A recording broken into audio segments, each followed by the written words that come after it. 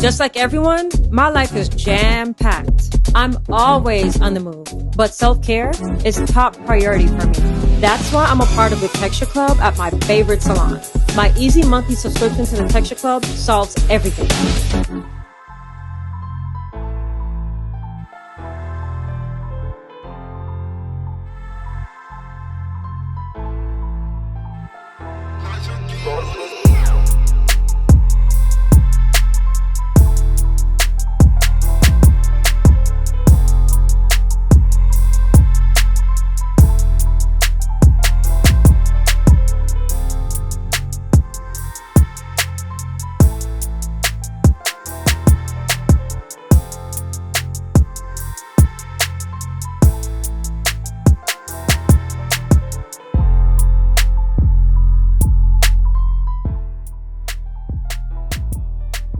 Hello everyone, welcome back to another episode of the Student to Life podcast where learning and unlearning has no limits. I'm your host Stretch along with my co-host Shin. And today we have a very special guest in the building, you know what I mean? I'm gonna let him tell you about what he does and who he is and all these things. I got Nick Yardy, my boy, in the building. So Nick, welcome my boy. Welcome. Happy to be here, guys. Happy to be here. All right, so for everybody who wants to know, let them know who Nick Yardy is and what he does.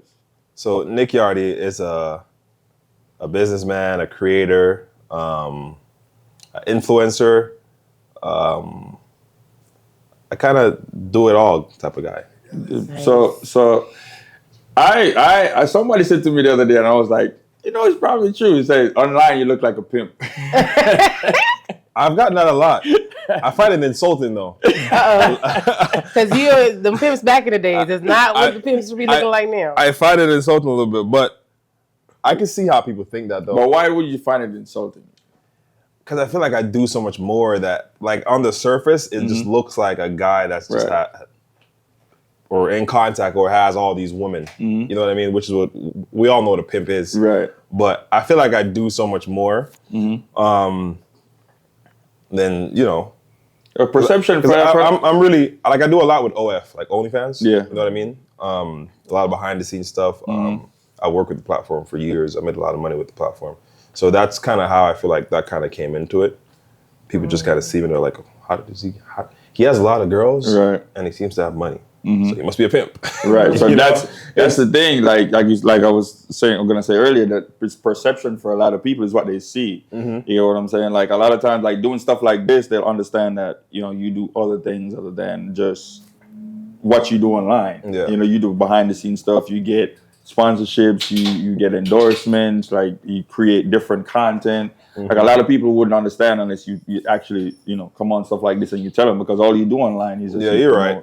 And do stuff like that. So if somebody come to you and say, you know, I want to be like you when I grow up, you know what I'm saying? Like, what does that entail for somebody who thinks they want to live your life and do what you do? Just a lot of hard work. You got to put the work in. You have to treat whatever it is that you want to do. And it doesn't have to be like social media like me. If you want to be an athlete or you want to be a politician, you want to be whatever it is that you want to be, you just have to give that profession or that career the amount of time that you would to like a 9 to 5. Like if you have a 9 to 5, you have a good job, you're probably getting paid $25 an hour or whatever. You're going to make it to work on time. Right. You feel me? You're going to do those 40 hours or 50 hours, whatever it is. You're going to get it done because you want to see that hefty paycheck in a week or 2 weeks or whatever. So you just have to treat whatever it is that you want to do that same way. That's what I would say to someone who's like, yo, I want to be successful or I want to be like you. Right. I get that. I think a lot of people quit their jobs thinking it's going to be easier as an entrepreneur. It's harder for sure. You're getting up. You got to get up earlier. You got to put in more work. And that's the thing. A lot of people, their businesses fail not because they're not talented, but because you just didn't put in enough time into that business. And it takes years. What would you say? Because I'm pretty sure this is like now a lifestyle for you. You know, everywhere you go, this is your lifestyle because you got to recruit and all that stuff. But before we really get into it, what would you say student to life mean to you? Okay, student to life. I like that name, by the way. Thank you. The name was dope. Student to life, just from hearing the name, I think it's more like, I think what you guys want is to kind of teach the audience to help them grow, I guess. I'm just guessing maybe spiritual, business-wise, just educating the audience, I would say. It's a student to life. That's what I would think. Mm-hmm. I'm probably gonna learn something here too, I guess, right? Right. Yeah, we learn and teach. Yeah. So I like the name. So I think it's just probably just something like, I would think it would just means like be a sponge. I like to say be a sponge, Right. and soak everything up. Right. So with the name, because we go back with the name and we'll think like, okay, what have we learned from this part of life that happened? Like for me, when I became a hairstylist, what did I learn in the beginning of that stage? So for you, in what you do right now, what would you say was like one of the biggest lessons you probably learned in what you do now? I feel like I've had a lot of lessons. Yeah. I feel like I don't think that's a good question. Thank you. That's a good question. I'd say the biggest. You said the biggest lesson, right? Mm-hmm. I don't think it's something that I learned while I was doing this. I feel like it was before. Okay. I feel like all the life lessons that I've had kind of helped to like Get where you are now. mold, what I'm doing right now. So something before that you learned that. Like a lot of like I'll say like from me getting fired from my first job, I feel like that was a big lesson to me getting arrested for the first time. I feel like that was a big lesson. Right. Like, your first heartbreak. I feel like the way I look at stuff in life, I feel like it's everything that happens, I kind of use all of it Gotcha. as lessons. I can't think of, maybe the biggest one was probably going to jail, I think. I think that kind of like just made me realize what was important and what I should be spending my time on and the people I should be like around and stuff. So since you spoke on that, let's start from the beginning. How did you even get the idea that this was a business that somebody could start or get into it? So what's crazy is the whole social media thing. I've always been into social media, like ever since I was like young. I remember I had a Facebook page. I made a Facebook page called Yardy, and that's where I got my name from, Nick Yardy. I mean, we know what Yardy means, but I started that group called Yardy when I was in middle school, when I first moved here from Jamaica, to kind of like I would post like all the updates, like in dancehall or Jamaica, or what was going on at the time. Yeah. You know what I mean? All the new, because I used to always know all the new songs. I was like a kid moving from Jamaica, moving here. We still listen to music. So I'd post all the new songs, all the current events and stuff. And I grew the group to like 1,000 members, which back then, this is like 2008. That was a lot at that time. That was like, out. I was like, damn. You have to be on a computer. This Soldier Boy with it. I'm like, yo, this group is lit. We got 100 people, and it's a specific demographic. We all Jamaicans, you know what I mean? So since back then I used to do that. I used to do like the little surveys on the internet where you get paid like 9 cents. I don't know if y'all know about I never know about that. They got surveys that you could do, and you have to make like $20 to be able to cash out. But I was just always on the internet trying to make some money. Like, yo, how can I make money on the internet? Like, you know? So with the social media thing, I started like fast forward to 2016. I was managing my artist, and we're getting a lot of promotion for him. And I was dating my girl at the time. I was paying a lot of girls to promote. That was like, they had like big followings, like 500,000, 1 million followers. But they weren't like celebrities. Back then, this is like 2016. These girls, they were just girls that kind of blew up on the internet, maybe from Vine before Instagram or Snapchat or whatever. MySpace. So so I told my girl, I was like, yo, we should start growing your page. And we could charge people for music promos. Because I was paying people to promote my boys' songs. Right. And I was like, they're not even real celebrities, you know what I mean? I'm like, we could do this and we could grow your page. And at the time, I think I had a model page. I used to repost models that probably had maybe 11,000 followers. So we started growing her page, and we got really good at it. We grew it to, overall, we gained millions of followers, and in that way, it became a business. It almost forced us to make it into a real business. You know what I mean? At first, we didn't think it would be like super lucrative like that, but it became really successful. Did you do any formal training or any big research?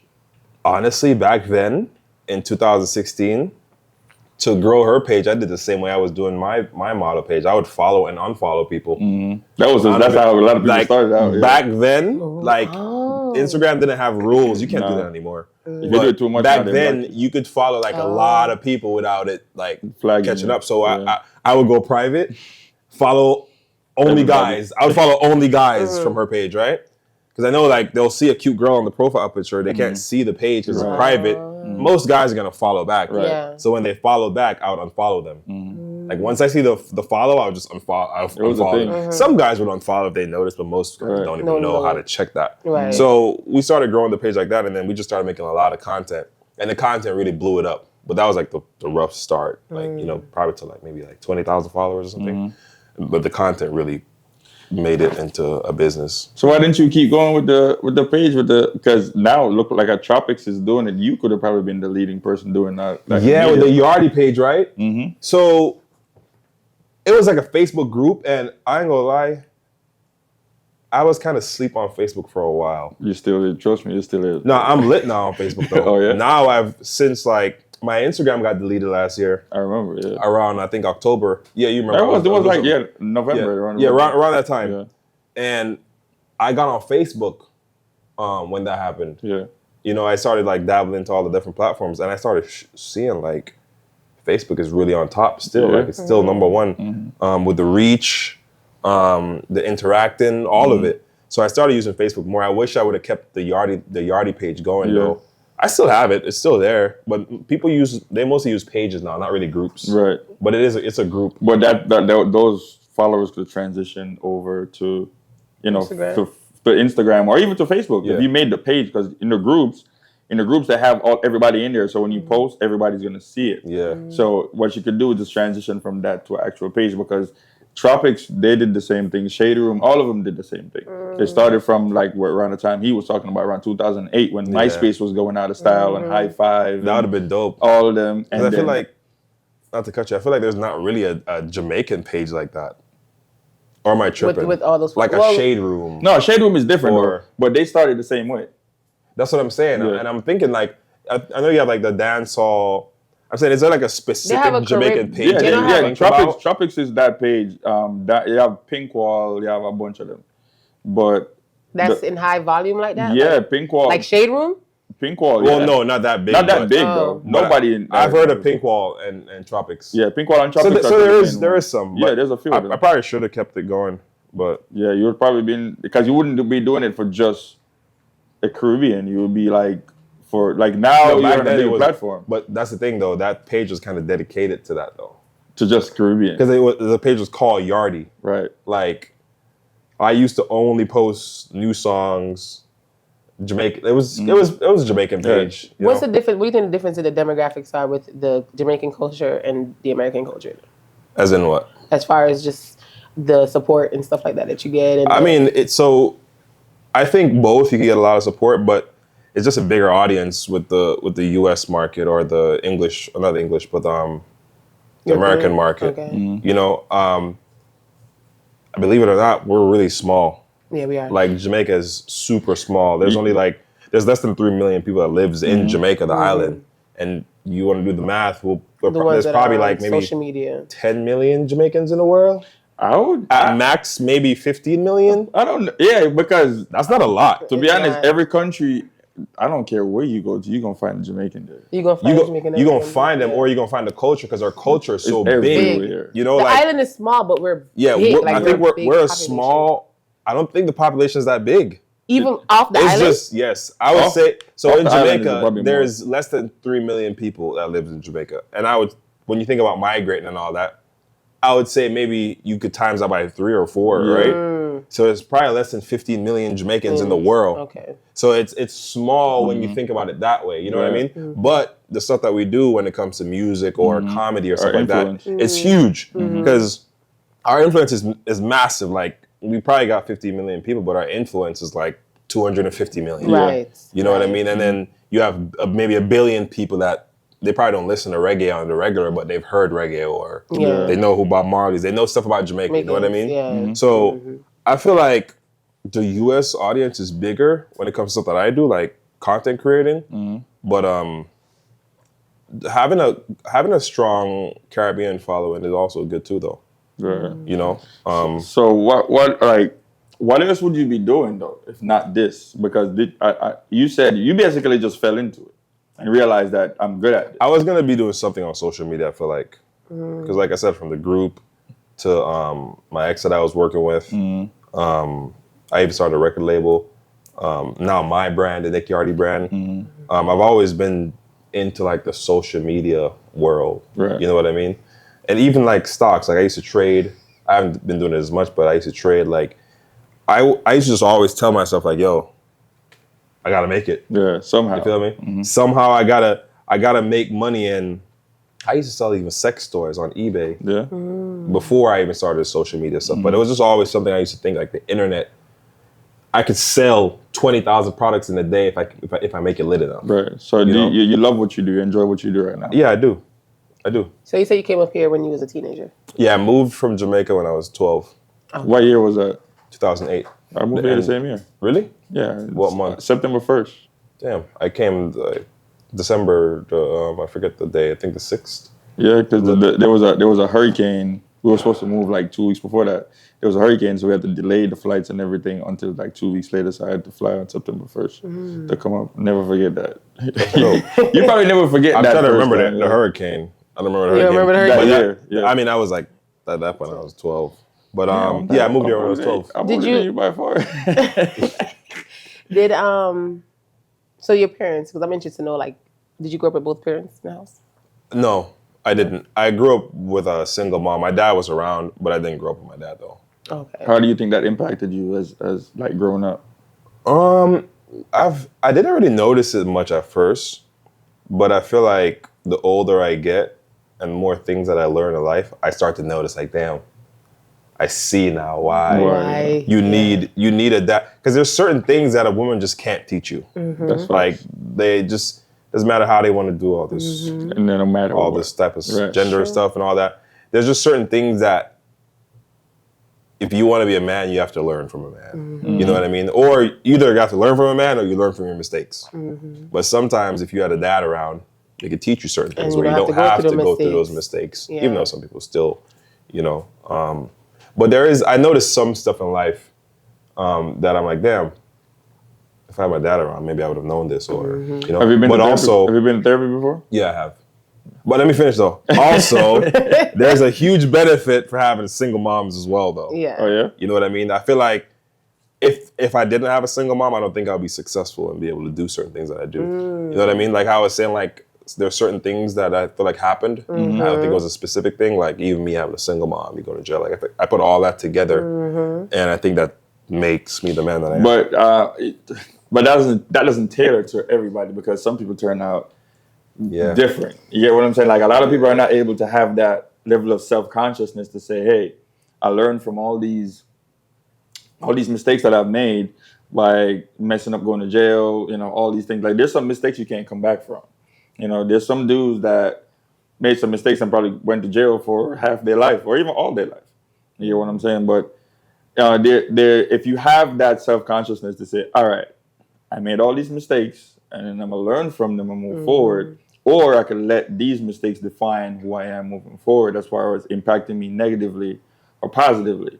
So we always talk about it on a podcast where a lot of the problems that we have in society is a breakdown of the household.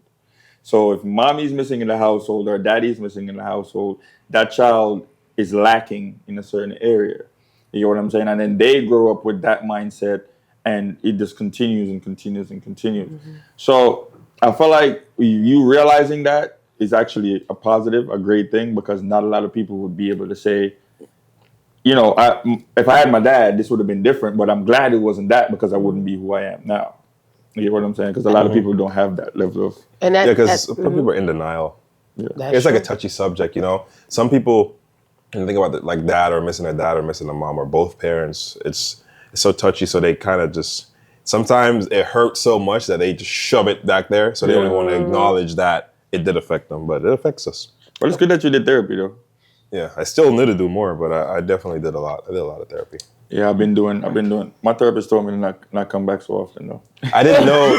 Like, it was crazy. Is when you go to therapy, you start to realize I'm not even trying to throw Jamaica under the bus, but we have a super toxic culture. Very. Like Jamaica is like a super toxic, And it's like it's by the book. It affects us so much, and we don't even know it. Yeah. You know what I mean? I've noticed that a lot since going to therapy and just growing as a man. There's so much super things toxic. that needs to be fixed with our culture. It's ridiculous. It's a journey. It's a long way to go. I think we're so like we've always known to be prideful people ever since the beginning of time. That's us from slavery. We've always been prideful people, rebellious people since then. Mm-hmm. So a lot of people like you believe what you believe, and no matter what you tell me, I'm gonna believe this one thing. Now we're the generation that's trying as much to change a lot of that, but it's hard because there's still people that's older that's still in that mindset, and we've always been the people since slavery to not want to educate ourselves. Like the slave masters told us that they're the ones who are supposed to have the education, not us, and we've trickled that down generation after generation after generation. That's true. A lot of people are so against education. Do you think that with you getting into technology and social media at an early age, that it helped you to get out of the box of the culture quicker? So, you know, like when you came here at the age of 12 and you were programmed this way from being in Jamaica. And then now you're on the internet and you're doing your thing and you're starting these groups and you're doing all of this. And now you're seeing everything outside of what the culture is, even though when you first started, it was pertaining to the culture. But when you started to expand, do you think that's when your mindset switched? Because what you do now, you know, it's different from the culture. Yeah. I feel like it happened gradually too. Yeah. I feel like, because like even come from Jamaica, like there's certain things, believe it or not, guys, I don't smash all them girls on my page. I don't think you do. I just want to put that out there. But I have to look into the camera and I said, Before you go any further, that is the perception. Okay. I'm saying that to say, moving here to America, I remember when I first moved here, I had a lot of girlfriends. Like, as a kid in high school and stuff, I had a lot of girlfriends. I could definitely relate to that. My 16th birthday, I think I smashed like 4 girls for my birthday in the same day. Oh, wow. And this is just coming from Jamaica. And you know, Galisan, that's like, it's like this is how you were brought up. You know what I mean? Like you're in Jamaica, everyone's thinking like that. They make you feel for the left most out. part. They make you feel if you left out. don't, it's like, you know what I mean? So I remember one time I think I broke this girl's heart. She was crying. It hurt me low key, like the way I did her. Yeah. Right. You feel me? And ever since that day, I was like, you know what? I don't think I'm gonna lie no more. I didn't decide to not cheat ever again, but I decided not to lie anymore. The lying part. So if I do cheat and she asks me, I'm gonna just own up to it. So it's like, you know what I mean? Or if I feel like I'm not happy there, I'll get more try to respect leave. though. You do. You do, but they go crazy though because they feel like you don't give a damn too. Sometimes women feel like you don't care when you tell the truth. Yeah. They feel like you're disrespecting them by even telling them the truth. Like you really went and did this and came and told me about it. Yeah. How dare you? Because you know you have that trauma on both sides. You know, but that's kind of how I came out of like the gallus mindset. And when it comes to like just me being open to even like working with gay people or you know, just doing things that Jamaicans wouldn't. Like there's a lot of videos I make and like my cousins and my friends, they'll send it in the group chats and they'll be like, yo, One up. you know, they'll be on my app. Yeah. They'll be on me about like certain content I make. I'm like, bro, it's just a video, bro. You know what I mean? But it's like, see, the Jamaican culture is so fun. It's fun, even though it's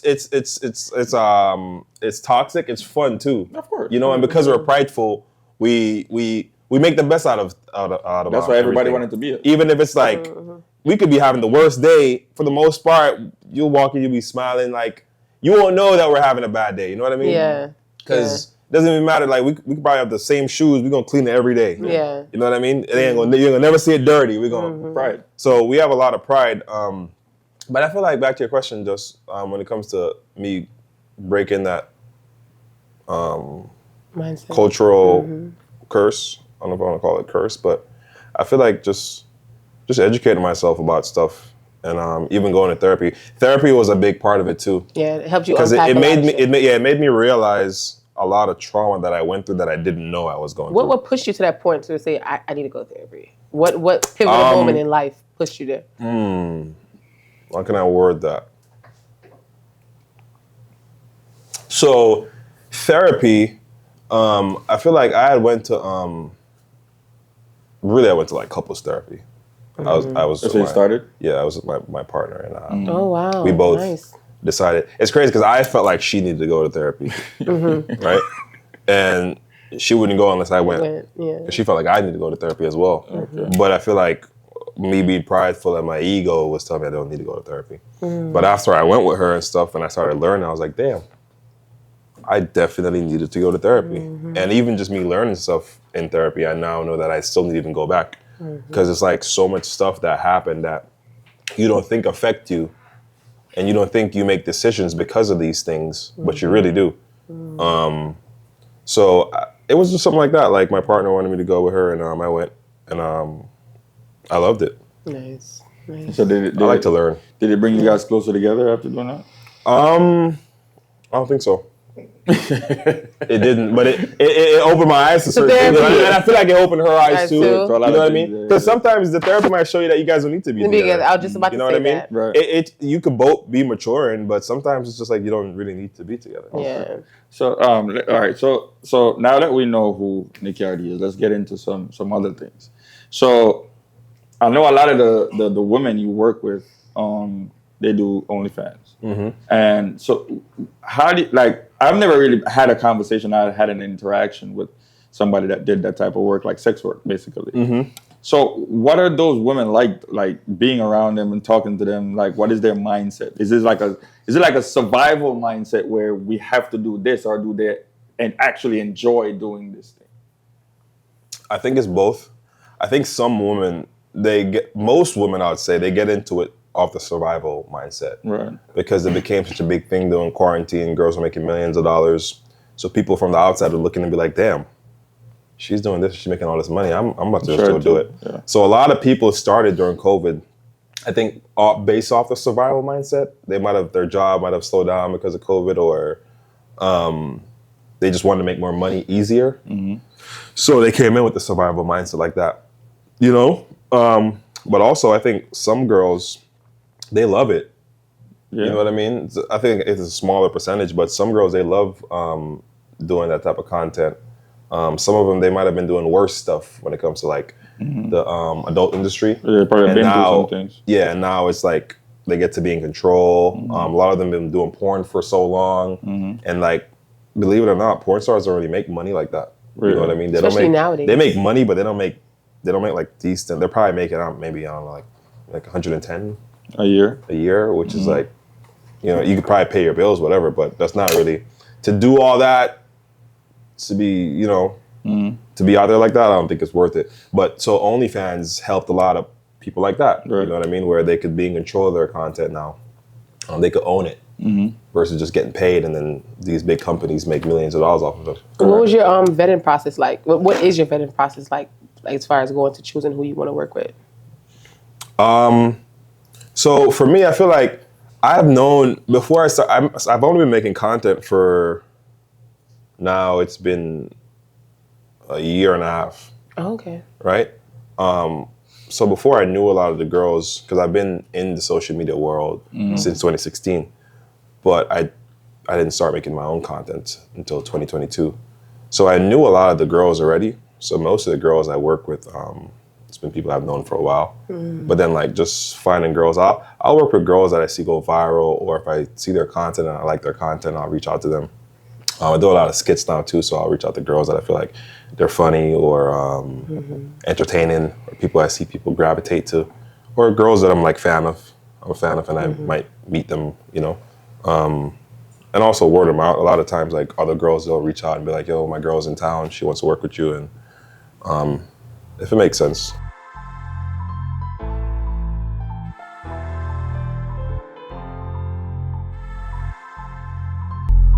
What made you say I could do this? I could do this OnlyFans thing. Let me go ahead and just. I don't do OnlyFans like that. Oh, you don't? Just so you know. Okay. I don't know. So you put them on it.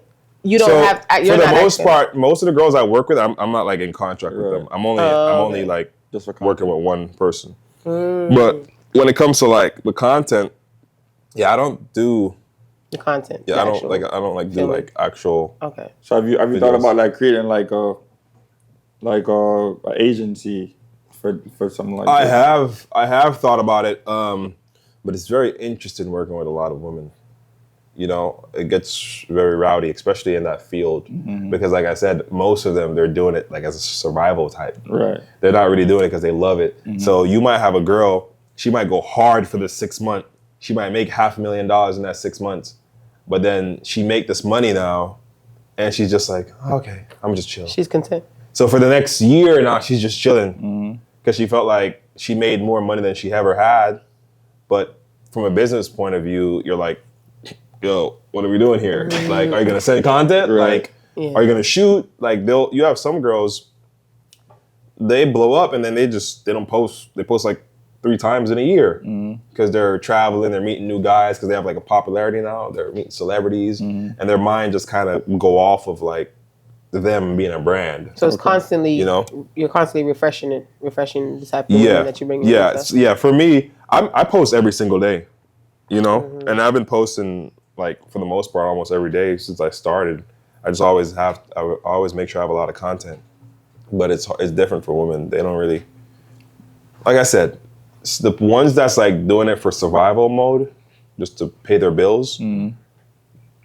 If they come up, they're gonna slow down. You know what I mean? If it's a woman who's like, yo, I want to be successful as an entertainer, because you could be successful. You could probably start off with OnlyFans, or sometimes you don't have to do OnlyFans at all.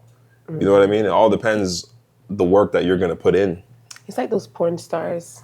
Look at you. Excuse me. Look at you. I had a past life kind of. Porn stars back in the day, they used to grind. They used to grind for years. Like, I know them by names. But now it's like maybe these women that you're talking about, like you said, they go on.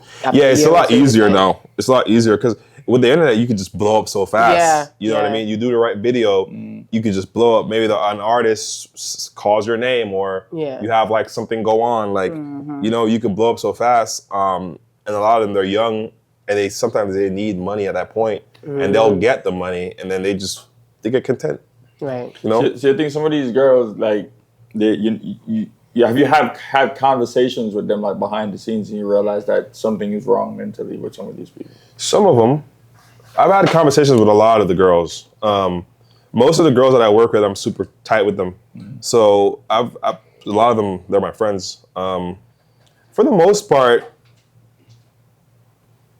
I wouldn't say they all have stuff like that going on, because some girls, they're just like, they enjoy doing it. You know what I mean? It could stem from somewhere, but from what I see, they enjoy doing it. And there is some that have trauma too, but that's everyone, Right. So you spoke about your past relationship, and y'all trying to make it work. Are you now in a place where you would have a monogamous relationship, or you're more so more like open as far as you won't do monogamy because of what you do? I feel like I have a monogamous relationship right now. Oh, you're in a monogamous relationship with someone? Oh, okay, cool. Yeah, okay. that's what Monogamous meaning like, that's what I'm at. Like, you're not cheating. You're not cheating, with right? other women. You're seeing Just only one with person. I'm in a monogamous relationship right now. Oh, nice. Okay, Yeah. so how Been a would couple months. Oh, okay. Congratulations. So how are you keeping that healthy? It's hard. It's hard because I don't think like the perception, right? People think that I'm just kind of out there. Right. There's no way he's not smashing these girls. Right. If I was him, you know what I mean? Yeah. And that's not good business at all. Yeah, that's the most important part. Yeah. But I don't think she believes that. Like, I'll have problems like if I shoot with a specific type of girl. Like, like she'll see a girl and she's like, wait, there's no way he didn't try. Like, so I have those problems too. But I think it's just a growing thing where she has to get to know me more and get to see like I'm really about my business, and I'm just not just trying to smash these girls. You know what I mean? Yeah. So so basically it does affect what you do. It affects my relationship for sure. And I was actually it was a while before I wanted to get into a relationship because of it. Because I was like, I don't think it's almost unfair for me to even ask a woman to deal with it. You know, like, yo, that's what I do, and you have to deal with it. Right. So I was single for a while, but I feel like every man need a queen, you know. So I wanted a girl. I didn't want to just be around smashing random bitches all the time. Right. You know, so I wanted a girl for myself, but it's hard for me to ask them to accept.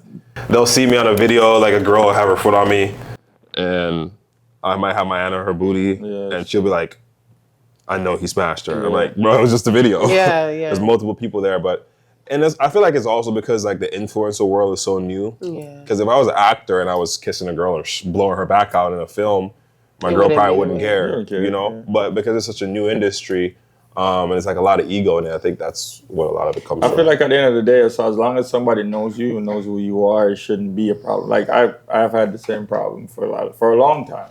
Finding somebody that don't understand that, yo, I'm out every night or every other night, or I gotta be this party, that party, holiday time, birthdays, all these things. I'm all over the place. So finding somebody that'll understand that stuff, it's not what people think. And I know, like, doing what you do, maybe you could do what everybody else is saying. You could smash this girl, that girl, that girl. But what made you be like, all right, this is just business? Because I know, like, women are attractive to us no matter, we're men. You see a woman and she's attractive, she's attractive. You cannot help yourself. That's how men are. But you have to learn how to restrain yourself to say, all right, this is just business. And I want this one girl, and this is the monogamous life that I want. So what gave you that mindset to say, I'm not going to follow the trend of doing that. I just want this peaceful life over here. So I feel like the reason why I feel, it's just bad for business, you know, and I learned that it was bad for business because I was working with my ex for a while, and it started a lot of problems. Right. And I just knew that just for me being around, I've dated a lot of girls, been with a lot of girls, I just learned that when you're dating a woman, it's like, if that's not your wife, she ain't got nothing good to say about you. Because if y'all just smashing, she won't really talk on you to like her homegirls. Be like, that nigga ain't shit. Like, you know what I mean? They'll be jokingly, but they won't be like, yo, he's a really good guy. He's this, he's that, because she don't want her homegirl to be like, oh yeah? You know what I mean? So, but if you're just like business with them, 100% professional, then they speak good on you. So for me, starting off, I had a few girls I was big that I worked with, the twins, Rachel and Samina, and the girls that they have, like, they're successful already. That was my friends.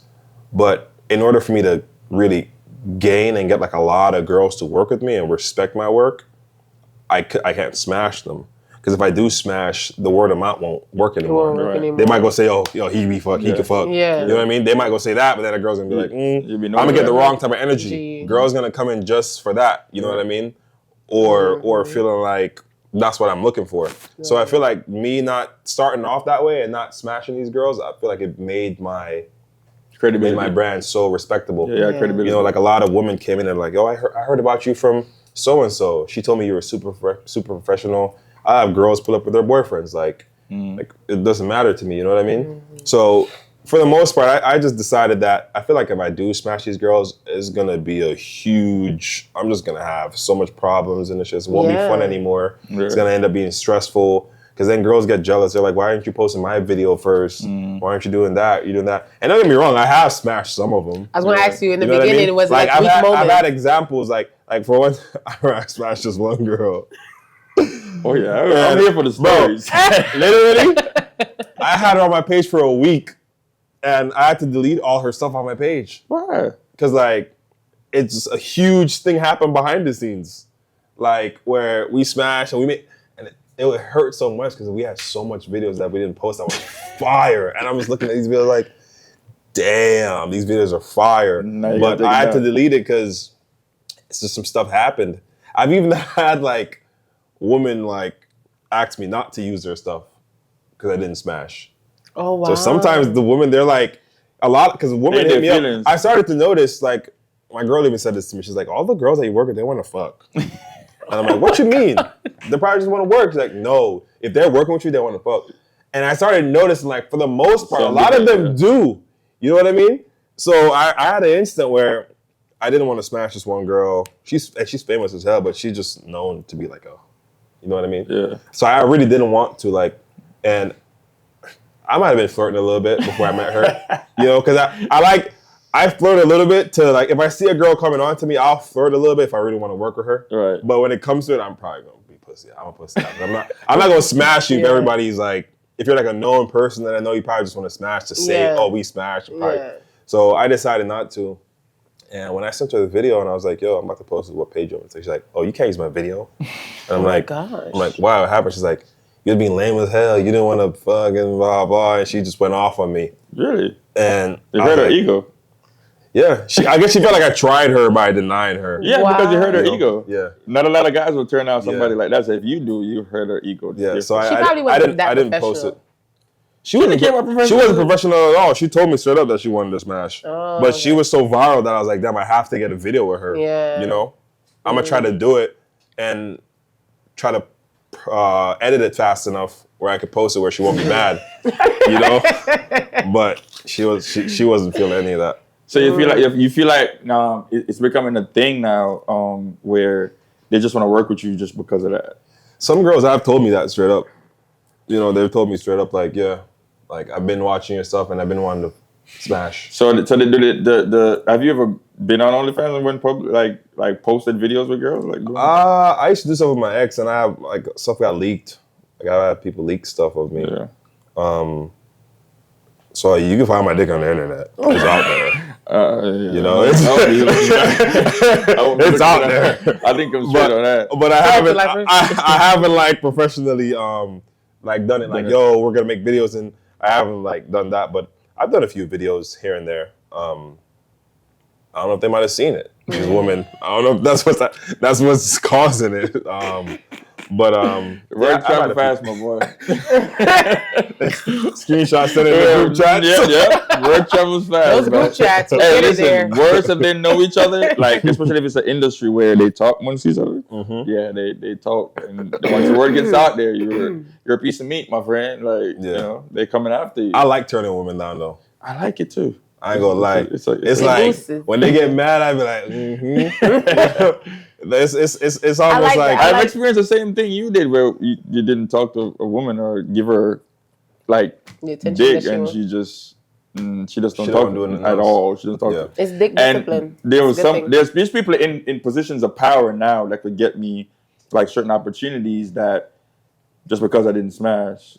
Yeah, it'd be like that, bro. I didn't get that opportunity. But it's a good thing though, because it's like it's showing you like what these people are doing, because they're not just smashing you, they're just using their position to smash whoever they want. Mm-hmm. You feel me? And usually those people, they have trauma back there too. Yeah. You know what I mean? So like I was kind of bummed to not post a video, because the video was so, I know for sure it was gonna go viral. But I was like, shit, if she's like, you know, she don't want me to post it because But you know what, a lot of times these women have a certain level of ego where if I don't know if you realize this, like I've talked to a lot of these women that have a lot of followers, they're pretty, they have influence and all these things. They didn't have to think much. They didn't have to do much thinking, much working, because they get a lot of stuff easy because they're pretty. Like they'll go to anywhere and they'll skip a line, or they'll be spoiled because they're pretty. And then you try to have a substantial conversation with them, and it just goes left, because it's like they don't know what they're talking about, because they never had to think. They never had to research. They never had to work too hard to get anything. I don't know if you ever experienced that. No, you're right. I've experienced that a lot. You're 100% right. Sometimes I feel like I'm like a problem for walking them through it too much. Right. You know? But I've experienced that a lot, you know? And that's just something I feel like you as a person, because it happens to men too. Mm-hmm. You know, you might get successful and you have a team now around you that they kiss your ass, they tell you whatever you want to hear, and then you fall into that same trap. Right. You know what I mean? But a lot of them are getting that since they were kids. You know, this Pretty Little. Women get that a lot more, because obviously when you're a woman, you're more pepper too. But yeah, I've seen that a lot, bro. And that's where that's tied to, where they always get what they want. So she comes with this big ego, like she got 100,000 men in her DM. and you're that one guy that she's in your DM and you're like, nah, I'm straight. Now she's gonna hate you because it's like, how dare you? And all these guys. Yeah, girl, stop tripping, man. Let's post that video. You know that shit is funny. Stop playing. Hopefully she see this and reach out to you. It's like, all right, yeah, let's post a video. So you said you mentioned your team. You have a team that you work with, which is males, right? Like behind the scene, like how we have a team here. You have a team? Yeah, kinda. I don't have like a specific team, but I have a lot. I have a huge amount of people that I work with here in Miami. When it comes to production or talent or whatever you can think of, you know what I mean? But not like an in-house, not like a Nick Yardy team, you know what I mean? I feel like you should have that though. I'm getting there. The thing is too, like for the first couple of years I was doing this, I wasn't too much focused on my brand like that. I was more focused on like the company out of my ex. So I was creating that for that. I didn't even know that I was going to be having this brand or, you know what I mean, doing this thing myself. Because you could create something like this where you just do content. You don't even have to be in the content. You charge people to say, all right, I come up with the skits for you. I create the videos. I edit it and I give you, and you, or I could promote your platform or whatever it is. So, you know, that could be a business in itself. Yeah, so what I'm actually getting into Twitch now. I'm about to start streaming. Yeah. So I think that'll help me create that team that I probably need. Because I'm going to switch a lot of my stuff to streaming versus just content creating. But I have a lot of people that I work with, though. You know what I mean? I have a small team, I would say. Right. But I definitely want to make it into an empire. Because even when I reached out to you, because he had the basketball court at the crib, I reached out to you. It was like, that could even be something you could create content out of, just us there playing ball and just interacting. Like I said, you don't even have to be in the content. Somebody could come along and be like, yo, I want to grow my Instagram. Like I've told so many people this, that there's so much businesses that just need somebody to promote their business. That's it. They just need somebody for that, and they'll pay top dollar just for you to do That's that. a fact. Because there's people that's charging $6,000 a month to promote a business. And if I could come to you and be like, all right, pay me $1,000, I'll post for you every day, or I'll post for you twice a week. That's revenue. You get what I'm saying? Like, you don't have to be this big marketing company to do something like that. Like, there's so much ways to make money in that area. That it's crazy. I literally just put somebody on to make some money to promote a club. Like, there's so much opportunities out there. Like, if I had the time, I would sit down and study marketing from A to Z, and I would make a lot of money just posting on Instagram and Facebook. So, do you have, like, with, you know, what you do and stuff, and having with other men around, and maybe them not having that same professional mindset, have you ever been into a space where it's like they get too friendly or so with the women, or drama or anything like that, where you have to be like, bro, like, you're doing too much? You know, sometimes you bring people around and them just mess up the vibe. Like, they don't know. All the time. Yeah. all the time. All the time. Yeah. Like, because, you know, it's super new what I do. Yeah. It's like a super new industry. It's only been around like maybe 10 years. You know what I mean? So I don't really bring guys around that much. But you'll have people that might bring someone. Like, everyone I bring around, they already know what's up. Like, I have like my OGs that pull up sometime, my cousin or some friends of mine. Like, they already know. Like, I'll have these conversations like we're having now. I'll talk to them, like, because if it's like someone who's like, what I call them, Jamaica giggity. Like, they're like not really used to it like that. Yeah. Like, they probably already. If it's like a friend of mine, they would ask me already, like, yo, did you smash her? Did you smash so-and-so? So I've already had these conversations like, that ain't what it is. Right. So most of the people that I bring around, they know what's up already, but I have had instances where I've had to, like, even like other influencers that I don't even know that, but I have to be like, pull them to the side and be like, bro, it's chill, bro. Yeah. You know what I mean? You can't do too much or, but it happens, you know, people get drunk and then they don't think straight, but sometimes you have to pull guys to the side and, you know what I mean? Like, so you these women basically do sex work, right? What are the different categories to that? Because I know there's some people that just full out porn star. There's some people that just do soft stuff, and there's just some people that just do OnlyFans by itself. What are the different categories that you put in? There's so much, bro. Like, I learn about new categories every day. Yeah. You know what I mean? Like, there's so many different things that people are into.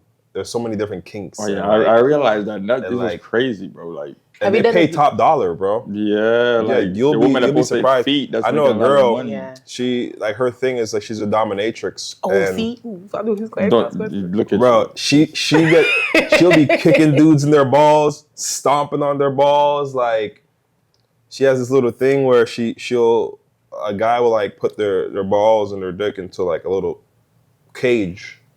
They'll lock the cage and they'll mail her the keys. That And is so if cool. If you get hard, it'll hurt because it's a cage, so you can't get hard. You feel me? It's And called these guys, inflicting pain. and then you have to pay her to send back the key.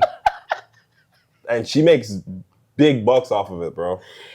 I'm not gonna hold you, bro. And that's like the tip of the. Like, No, we want to know more. Go ahead. No, because it gets crazy, bro. We're teaching people. Hey, go to Nick Yardy on YouTube. You'll see my interview with the dominatrix. I interviewed a girl. She's a dominatrix. if I wasn't as conservative right now, I would be a dominatrix.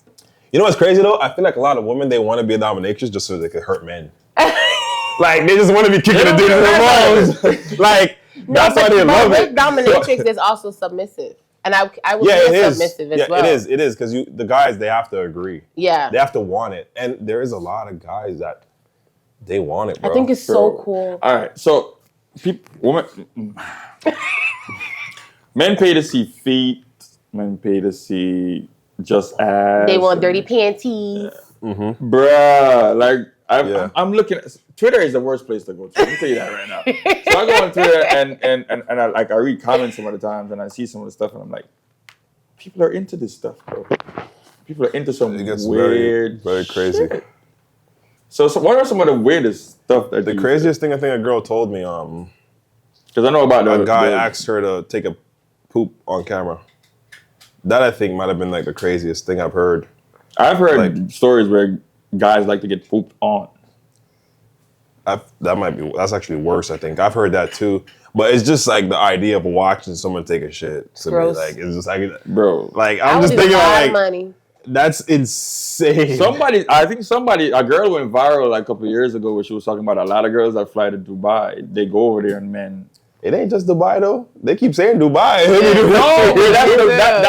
That she was talking about. She was saying that they pay big bucks over there. They make big bucks of just letting men shit on them. The guys poop on them? Yes. Oh wow. Would you do that for $1 million? Hell no. Let a guy do that? I would do it to a guy, but ain't nobody shitting on me. What the hell? For an M? Nah, man.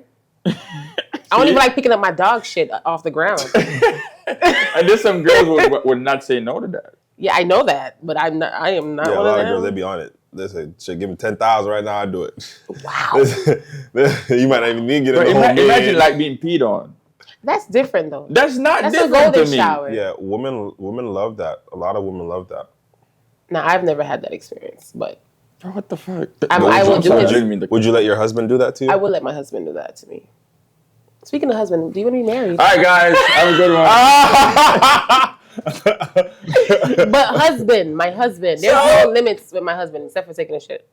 I mean, I feel like the peeing on thing. If you could get squirted on, you could get peed on. No, You never it's peed not on a the girl same. before? Huh? You never peed on a girl before? No. You never been asked to? No. What would you say if she asked you? The same answer. You never been shot with your girl and you're like, fuck it, I'm just be Nigga, in the And hell. that nobody starts in the shower. No. His first I experience. said no. Stretch is vanilla. You know what vanilla means, right? What's that? It means like he's basic. He's vanilla. So he's not gonna Man, go bro, out just the called box. you basic, bro. That's Sexual. When it I'm comes to okay with it. sexual, you I'm don't fine care. with it. I ain't got nothing to prove. I think I might be basic then too. But I mean the peeing thing, All I right. feel like me just being around a lot of people and getting different opinions, like I don't really judge them, but there's certain things I just would never do. Right. You know what I mean? Like women been asking me before to have sex with them on their period, and I'm like, no. I'm running the red light. I don't even like never seeing- ran the red light, bro. Here, this little clip. You ain't never ran the red light. On the podcast, guys. These the things Huh? you've been This is the doing. first time he's ever cursed on a podcast. Yes. You've never done that? No, What's the man. deal? But if I get a cut, What's I your gotta longest relationship? I'm interviewing you now. What, 3 years? And you ain't never? Ever, bro. Never. Mm-mm. You know what the thing is about me, bro? The thing is about me, I know, we in Jamaica say we know for warlord. I know how to Open the door. contain myself. I know how to, like, I could not eat food for days if I want to. Like, when I fast, I do coconut water and water and tea for like 3 or 4 days or 5 days. Or, like, I could abstain from sex for a month or so, just, you know, because I could literally pull myself away from doing anything. I'm not addicted to nothing. Yeah, So me too, for the most part. I think I hold out. So her being on a period for 5 days, I'm fine with that. I'm good with that because once that is over, we're back at it. Did you ever date a girl that was getting on birth control? That was on birth control? Yeah. Yeah. Sometimes when they go on birth control, they bleed for like 2 months. I know.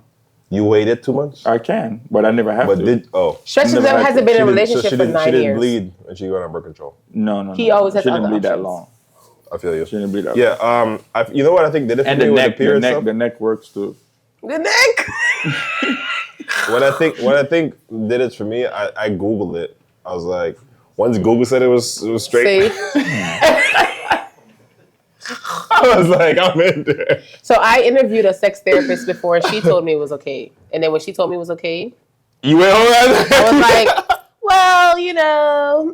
You know what? Yeah, Google is what did I'm it not for me. vanilla at this point. I'm water. And for the most part, I try to wait, but sometimes, like even my girl, like we did it recently, and she was like, I forget how she even convinced me to do it, but I really didn't want to because sometimes I just get tired, like I don't want to do that. You know what I mean? Not anymore. But once Google said it's a go, It's a go. Let's go. Google is a doctor, bro. Google said all it said was you can still get pregnant. Yeah, you can. And it You know what I actually mean? suits her cramps, and it brings her period off earlier. Yeah, I think that's why women like to do it on their period because it helps with And the with the pain. cramping. Yeah, you're gonna have to bear that pain, Mama. I'm gonna help you on that one. So, yes, did I ask you if you want to get married? You said yeah. You asked me, I didn't. Do you answer. wanna get But married? I like how you came back to that. Okay. Like, good interview. Yeah. Okay, let's keep it I like how you. Yeah. She had decided. I think so. Yeah. I think I want to get married. I want to give my kid. I feel like whoever I have a kid with, I feel like I need to be married to that woman. I want to give, if I can, I want to give my kid, for sure. The experience of having I want to two give my kid parents. that experience, of having two parents in the household. All right, since you mentioned that, right? I think I know where you're going. So with what you do, your parents are obviously Jamaican, right? I know they probably see what you do and they'll be like, they don't really approve of a lot of things maybe that you've done from the beginning until now. But now that if you're gonna have kids, how do you keep them from seeing that daddy is doing this explicit thing or promoting this explicit person or whatever it is? How do you keep them from that? I don't think I would keep them from it. Maybe like the beginning years when there's certain things you don't want a child to see, but I don't think I would keep my kids from what I've done. I don't know if I'm still be doing this at that point. From what I've done or what I do, I feel like I would want to raise my kid to be understanding of others, not to judge people because of what they do. Understand that people have different experiences, people have different responsibilities, people have been through different traumas. People are different. Right. And you know what I mean? It takes lifetime. It's going to take you hundreds of years to really understand the human race and why people do what they do. So what if they wanted to be sex workers? You would be okay if your daughter or your son wanted to be a sex worker? When they turn 18, whatever they want to It's do. up to them. You know what I mean? But for the most part, I wouldn't keep any of that for my child. I would want to show them and let them know, like, oh, okay, I had to do this or I used to do this or whatever. I think my kid's going to have a more of an outlet than I did, for sure. Right. So I don't think they're going to really need to do certain things or mistakes that I've made. But if they do, it's cool. You know what I mean? It's fine. Like, even the stuff that I do, my mom or my dad have never, like, said to me, like, yo, I don't like how you're doing this or you're liking how you're doing that. That's one thing I like about my parents. They kind of let me do what you want. And, like, my mom has always given me advice about certain things. You know what I mean? But I feel like it was even before. I feel like ever since I came from jail, like, I've been on my shit. Like, she's... You want to talk about why you went? Not it wasn't serious like that. I just had to do a little time. Like I did a year. A year? Yeah, a little bit less than a year. It wasn't nothing really serious, but it was just something I had to learn. How was the experience? The experience is very humbling and eye opening, and I feel like that's why I always say, like, I feel like I grew up in jail. I think I went to jail when I was 20. I think I was 20 at the time, so I was young and I was doing a lot of things that I felt that was the way to go.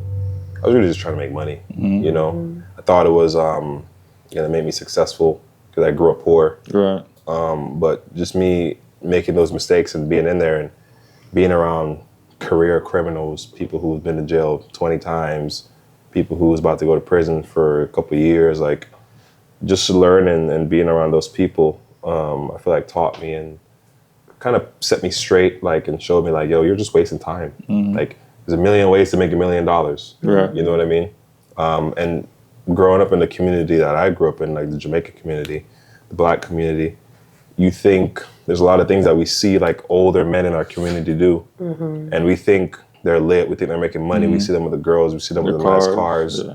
We think they're successful, but it's not even really success. Like most of the times, they're like living off the plug money, or Or you're not even happy. or they're in debt, or it just looks cool. You know what I mean? They're doing all types of things for this money, but you think they might have been selling this or doing that. They're or, not happy at You know all. what I mean? So growing up, not knowing much about stuff like that, I felt like I could make money or be rich by doing certain type of things. Yeah. You know, and I had to go to jail to really realize. With your mindset, going back to having the kids, like with me, I'm a mom, I have a daughter, and I realized I just got to be real with her, you know, like, because kids, they respect the realness than if you're trying to sugarcoat and lie or like sugarcoat something. Because when you sugarcoat it, they're going to try to figure out, how can I find the real truth to this? They're going to figure out. Right. So even for instance, and I'm going to say this on camera because my daughter will see me smoke and I smoke weed. And my mom will say, oh, you know, she sees you smoking, and I'm like, I never seen you smoke. I never seen nobody around me smoke. And I still grew up and I smoked weed. And my daughter hates it. But she sees the realness and I don't sugarcoat it from her. So even when you said like you would still teach them, that you could teach, once you teach them it, they're going to make a decision like, I don't want to be in it. So if I do want to be in it, I know the ropes and how to be in it in a healthy way. So that's how I think it is with them. They're really easy at the end of the day. I agree. 1,000%. I mean, a lot of times, you just have to know how to have that conversation with the kids about stuff like that.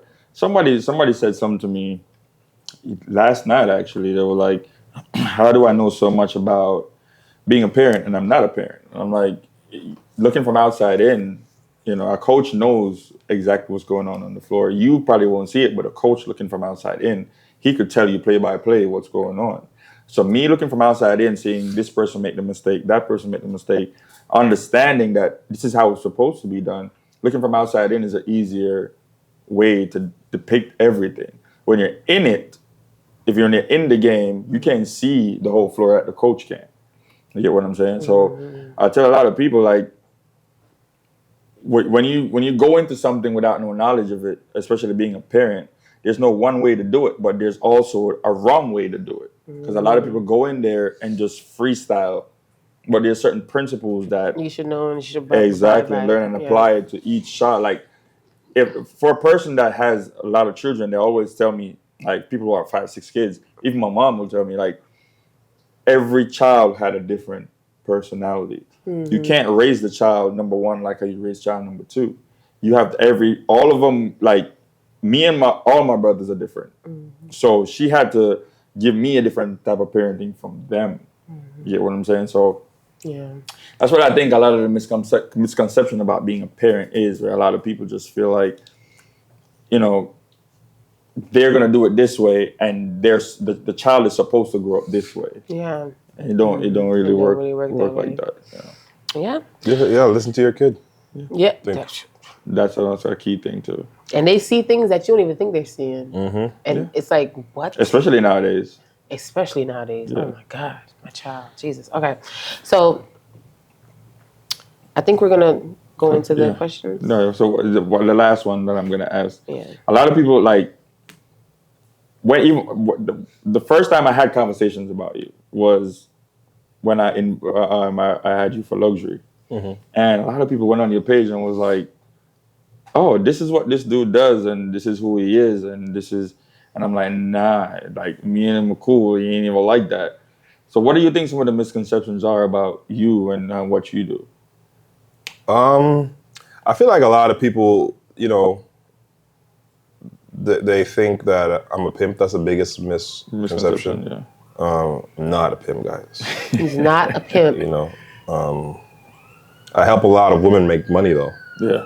but I'm not a pimp. Not a pimp. Another misconception. I don't know. For the most part, I really don't care about the misconceptions. You feed into it. I kind of, because what I feel like people don't realize is the social media is entertainment. Yeah. You know what I mean? It's like watching a movie or listening to a song. Right. It's like an art, but it's in a different form. Mm-hmm. So sometimes people might see things on the internet about me, and they'll believe it or they might not believe it. And they make a conclusion because of it. I mean, you have to watch like podcasts like this to really know someone or learn about someone. You know what I mean? When we're sitting back and we're actually having real conversations. Right. Because you can't judge someone from a 5-second video or a 15-second video. So I really don't care too much about the misconceptions. Sometimes I egg it on. That's what I'm about to say. You feed into it. Sometimes I feed into it, you know what I mean? But you got to watch the podcasts, guys. If y'all want to really learn what Yardy really is, you got to come watch the podcasts. I must say that when you were at Luxury and I was doing the videos to promote the podcast, and I asked you to hold the sign, and I contemplated for like a good 15 minutes, like, should I ask this man to hold the sign? Because I don't know if he's going to come to me thinking that I'm trying to be like a groupie or whatever. I didn't know what your personality would be. And then, with me, I just went for it, and I was just like, oh, he's pretty cool. He was like, yeah, come on. And I'm like, I'm okay, super laid back. cool. I try to be. Yeah. Is every time I see you or interact with you, I always remember, Shano. That's I ain't gonna lie. That's why I fucks with you like that. Sorry, are we supposed to be cursing out here? It's all right. Not really, but Sorry, we've I'm already been I'm not going trying to give over. y'all extra work, bro. It's all right, Everybody it's all right. bleeping out these curse words and stuff. We go. I won't curse again. But that's why I respect you like that too, because Shano was a friend of mine for a long time. Right. You know what I mean?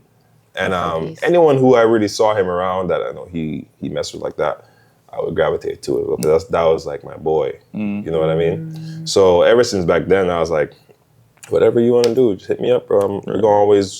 We can make it happen because you're like an extension of him to me. You know what I mean?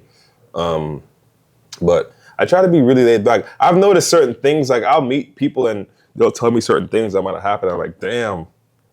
I guess it might have seemed like I'm super cocky or Hollywood or something, but that's really what wasn't even happening. You know what I mean? And then you kind of try still to be have, super you laid back. still sometimes have to have a guard up because of what you do. Definitely. Sometimes you still do. So I get it. Because you might walk into a room and most of the people there know you and you don't know anyone. Right, You don't know what people's motives are. You don't know what they might be thinking about. You don't know what they, you always got to be on guard too. It gets uncomfortable sometimes. Yeah. I like literally every single time I either go to the airport or the mall, there's somebody that's just like, they're talking to me like I'm supposed to know. Especially when you go through the Caribbean airports and stuff. And then I have to talk to them like I know who they are. You got to be nice because they're going to go back and go live and say, man, I met Stretch. And they're going to expose you, bro. Exactly. So you got to also tread lightly. Yeah. So last week we did a questionnaire for our audience. They sent in some questions, and today we're just y'all told them Yardy was pulling up?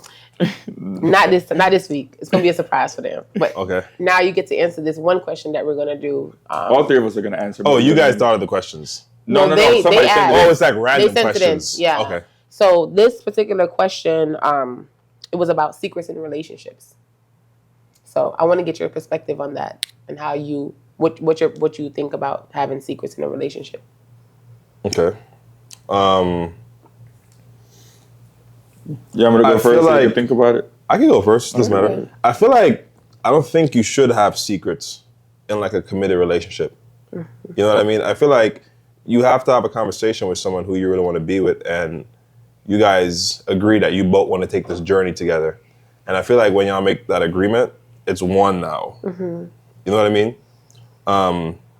Now, if it's like It depends though. If it's like a small thing where like you didn't flush the toilet and it pissed me off, like Yeah. you know what I mean? Like there's certain little things that you don't have to say, but like something that's like life changing or would really hurt this person's feelings, or you know what I mean? Like something the partner would want to know. Yeah. I feel like you should bring all that to the surface. Right. If it's like a secret or something that they really don't need to know, then I think it depends on the level of the dating that you're on. Because if I just start dating you, I'm not telling you nothing.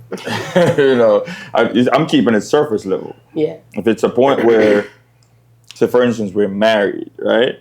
I still need to have secrets because me and my boys are going to talk about stuff that I'm never going to repeat to you. You get what I'm saying? Like, I'm going to have thoughts in my head that I'm never going to say to you. Because like I said, as men, we're always going to be men. I'm going to see an attractive woman, and you might be an insecure woman of me saying she looks nice. And you would take that the wrong way. So I have to keep that to myself to avoid having this argument that we're going to argue about for a week.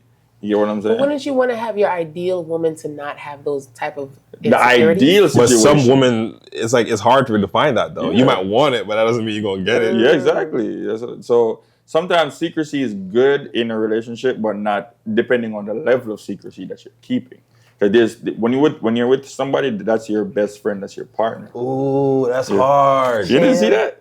I just noticed it. That's hard. I have 2 chains with him on it. Yeah. That's hard. Yeah, I have bro. 2 chains. Sorry, with him I on it. didn't mean to cut No, you. 3 chains with him on it. Sorry, I have 3 chains with him on it. That's hard. But yeah, certain level of secrecy has to be in a relationship because you have to have individuality in a relationship. You can't just depend on that person 100%. Because if that person lets you down, you about to die because you ain't got nothing to fall back on. If I have my boys I could sit down with every once in a while and we just talk to each other about what's really going on, like you might think that I could communicate with my wife or my girlfriend 100%, but in reality, when you're emotionally connected to somebody, it's hard for you to be 100% open with them. Because there's some things you're not going to be able to have conversation with them about. Like the deepest thoughts in your mind you're going to have with your therapist or your best friends, and we'll go and say, yo, man, all that this week was very stressful and I can't talk to you about you. I can't tell you how you stressed me the hell out because now you're going to get in your feelings. You get what I'm saying? Now I got to go talk to my boys and be like, yo, that pissed me off. Still in a bit, I'm not lying. I'm a little virus still, but you pissed me off. Like, talking to them, I'm not going to talk to you like that. You know what I'm saying? So a certain level of individuality and secrecy has to be in a relationship. Interesting. Yeah. That's what I think. I think when people act like it's all truthful and open all the time, that's where things get messed up. That's what I think. So I'm a little bit in between that because I have clients or people that I've spoken to that's been married for years and they don't keep secrets from each other.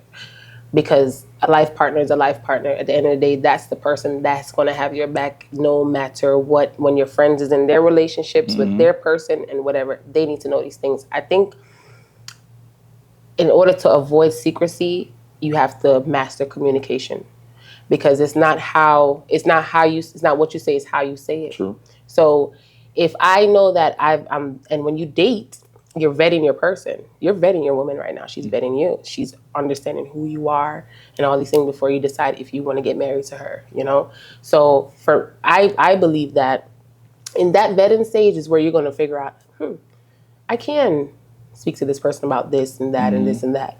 And if you do the work on yourself, right, and you see that person does the work on their self, to be able to have the hard conversations, to be able to actually not freak out when you say this or say that, or not judge or whatever. Sometimes you have to put those little words like, babe, no judgment zone, no judgment zone. All right, I gotta tell you this. Da, da, da. You know what I mean? To me, it's you have to have that ideal relationship in your mind, and then just like with anything, with a career, you have to have it in your mind and say, this is how I want it. This is how I know it's going to be successful, and this is how I can go about it. I think with a relationship, you can have that. Now, your past is your past, right? And yes, your past does catch up with you. You don't necessarily have to go into your past. Sometimes you talk about your past years and you're there like, damn, I didn't know this and that about you, da, da, da. But your years in it doesn't matter. But I think when it's stuff that's happening in the relationship day to day, that you have to find that safe space within your partner to say that, babes, yesterday, you know, or before, like you say, she pissed you off last week. You gotta say, babe, I gotta talk to you. once you say that, you're already just setting the Yeah, energy. set the tone. You know what I mean? And then you sit down and it's how you say the things, you know, to her. That Right. this and that, you pissed me off, I just didn't like that, babe. Can we go about figuring this out so that we don't fall back into this space again? So, all right. So I got two questions. The first one is the law of familiarity that I've learned about. The law of familiarity states that if I know you and I'm emotionally connected to you, I'm not able to communicate with you as well as I'm able to communicate with somebody I'm not emotionally connected to. So, just for instance, me and you are here, and you're so familiar with me now that I can't give you no advice. Like everything I tell you is you have a pushback. But if a stranger comes in the room and say, "Hey, he's right," you'll be like, "Okay, now you start to think about it," because you start to reply with your emotions, right? What do you think about something like that in a relationship when it comes to somebody just responding emotionally instead of actually? Because a lot of people don't know how to have the mature conversations, like you just mentioned. Like it's not how you say certain things. It's not what you say, it's how you say it. Right, and it goes back to the vetting process. You have to know that this person can have those conversations before you actually take them serious. Because if you don't know this about them and then you just hit them with that, it's gonna be like, yo, what the heck? People don't vet people no more. I feel like most women nowadays can't have those conversations. I think that's why I asked. Which is crazy, and this is why I do what I do, because and people be like, yeah, and people, you know, and I'm a hairstylist of 10 years plus.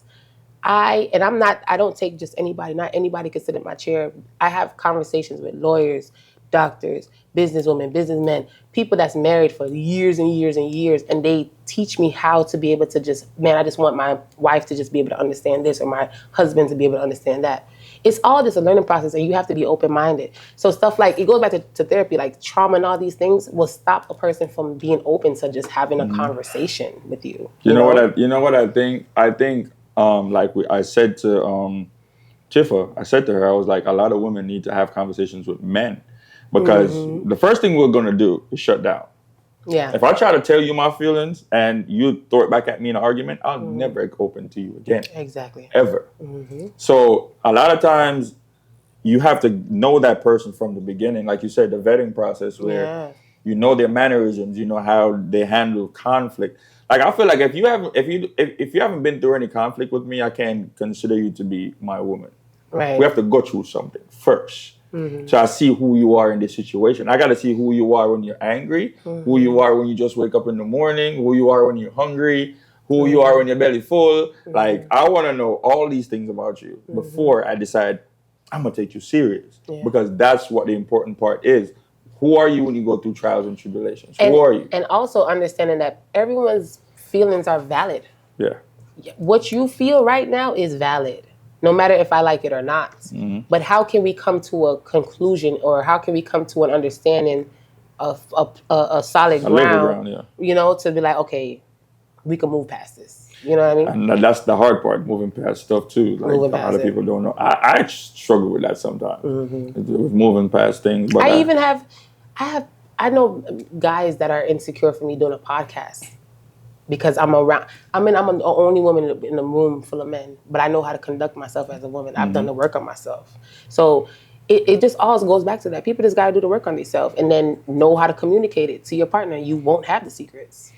Yeah, I feel like the secret's going to be there still. I feel like there's things... You're never going to be able to tell her everything. Right. There's but like things I that said, you would never repeat. There are certain things that you know, if you're hiding something that you know your partner should be knowing, that's a different story. Right. That's a different story. There are certain things that you really don't want to say to your girl. Yeah, you know what I mean? It is something like even where... the stuff like where you're like, if your girl's not insecure, like if you're like, damn, babe, she got a fat ass, and she agrees or whatever, right? I feel like even that, like that's like a time. Like your woman got to be in the mood to say that, right? And also, it's like levels. Like I've had girls, like the girl I'm dating now. I feel like before we got exclusive, she was a lot more open to a lot of the stuff that I did. I feel like when we got exclusive, it just flipped. Like, different person. I don't know how you're doing that. I don't like how you're doing that. I'm like, what happened? Like, where's the girl that I got in a relationship with? You know what I mean? So I think women, you guys change depending on how you feel about the man at that point. And what I'm also seeing is what you do for a living. So I'm around people. So I can relate when a guy says, babe, I seen this chick or this chick try to flirt with me while I was working. Especially if he's an entrepreneur, say for instance, I was dating Stretch, and Stretch is a DJ. And I do what I do. I service people on a daily. I talk to men on a daily. I work with men on a daily. I can relate to what he goes through. So sometimes it's like, it's good to date somebody that can relate, to what you're doing. So Definitely. they won't have that mindset like, oh, okay, well, babe, this shit happened to me too today. Like, that's crazy. Yeah, but there are a lot of women ain't gonna laugh about that. Yeah, They're gonna wait until later you're gonna get your dinner. You're worried about if you're gonna poison your ass because you looked at a girl's fat ass. You know what I'm saying? So she'll come back later and be like, so that girl you told me about, and then the argument starts from this up. Yeah, it's just we're different creatures, Yeah. men and women. Men and women. It's just the way how the woman brain works. And too. it's funny you say that because shout out to Fresh and Fit. I've been on, Fresh and Fit. Yeah. I've been on their podcast a few times, and behind the scenes, these girls will get so wasted in their feelings. And I guess maybe because I'm a little older, I know how to conduct myself. And when people will see me on there, they're like, yo, how you went on there?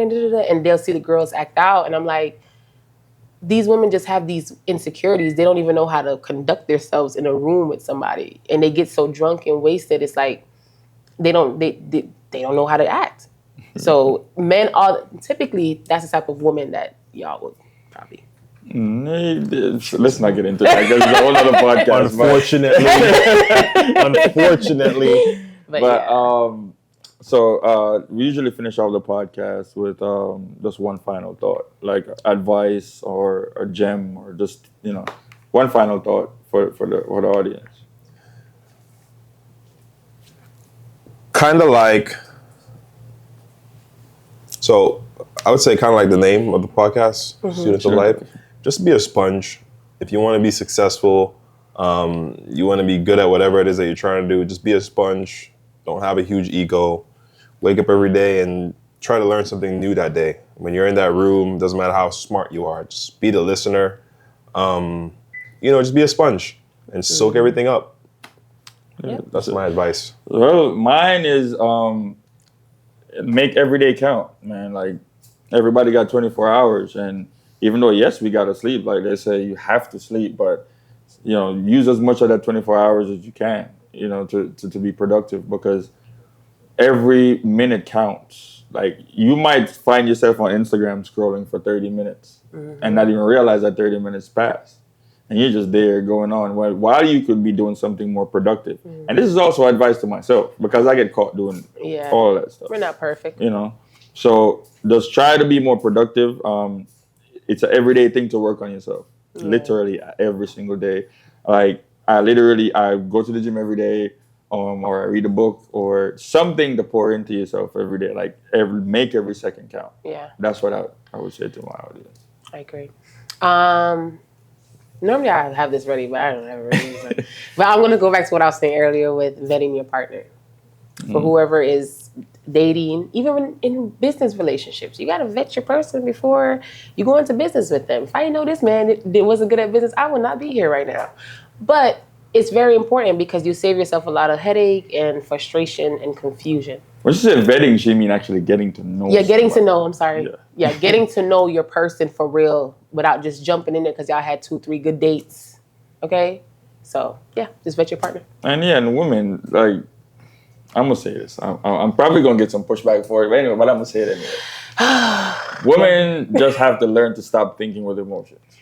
A lot of choices, a lot of decisions they make is emotional. It's for real. Like, all right, think about it. I always say this, that women are smarter than men.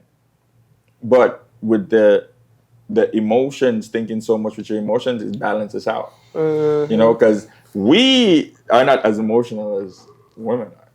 You get what I'm saying? Like, I could walk in a room and communicate differently because I'm not emotionally connected to nothing. Like women, if it's your dog or your man or some flower, you're emotionally connected to that so much that you're not able to be rational about this one thing. That's a picky thing. That's a sticky thing because, okay, let's throw the feminine, masculine in there, right? Okay. And remember in our friendship podcast where we talked about passion and emotion being a different thing. Women in business, for me, I'm passionate. So sometimes you confuse it for emotion. No, I'm not saying. No, I know. Yeah. But what I'm saying is if we channel out of our emotion, we're going to go into our masculine energy. And the masculine energy is going to straight push y'all off because we're too rough. So I think you just have to understand how to balance. I'm gonna tell you how it's good. I think it's good for a balance because sometimes us as men, we need that emotion, the emotional opinion. Because sometimes you think so rational that sometimes you don't need to be thinking rational. You know, so I've even thought about it too, like, damn, why are you so emotional? Like you're throwing this off or you're throwing that off, and sometimes they do, but sometimes it's a plus because sometimes you need that opinion from someone who's thinking emotional. You know what I mean? It's like the yin to your yang. Yeah.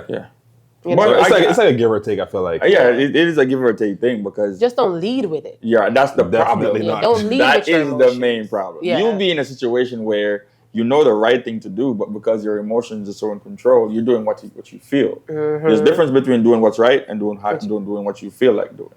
Two different things. Yeah. So I feel like a lot of people make decisions based on how I feel in that moment, compared to what's the right thing to do. Yeah, just don't lead with your emotion, ladies. It's okay. But emotions are very important, like you said. It's very important to have emotions. But time and place. Yeah, time and place. Sir. Time and place. There you go. Well, thank you so much, Nick. It was dope. It was dope talking to you guys. It was amazing. I hope you enjoyed. We get a little bit, overboard a little bit with our talking, but I think we did great. Yeah, I think we did great. Hopefully, people learn some stuff from what we said. You have a brain, bro. You literally have a brain on your chest. So yeah, this was a gift. Mastermind. So it's the right Yardy brain. You know what I'm saying? Yeah.